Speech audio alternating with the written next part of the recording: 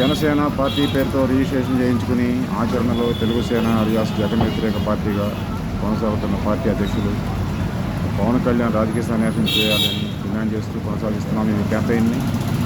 దీనిలో మరొక రోజుకు కొత్త రకంగా వస్తున్నాయి పవన్ కళ్యాణ్ గారి ప్రకటన. స్టీల్ ప్లాంట్ ప్రైవేటీకరణ విషయంలో ప్రైవేటీకరణ చేయాలని డిమాండ్ ఆలోచిస్తున్న వారి తర్కానికి వారి ప్రశ్న సమాధానం చెప్పకపోతే ఎలా అంటున్నా.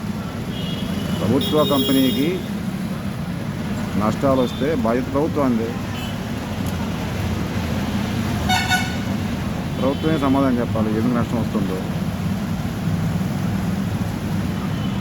నష్టం రావడానికి కారణమైన ప్రభుత్వమే, నిర్లక్ష్యానికి కారణమైన ప్రభుత్వమే నష్టం వస్తుంది అన్నదానికి సంబంధించిన మాకు ప్రశ్నలకి సమాధానం లేదని చెప్పి ప్రైవేటీకరణ చేద్దామంటే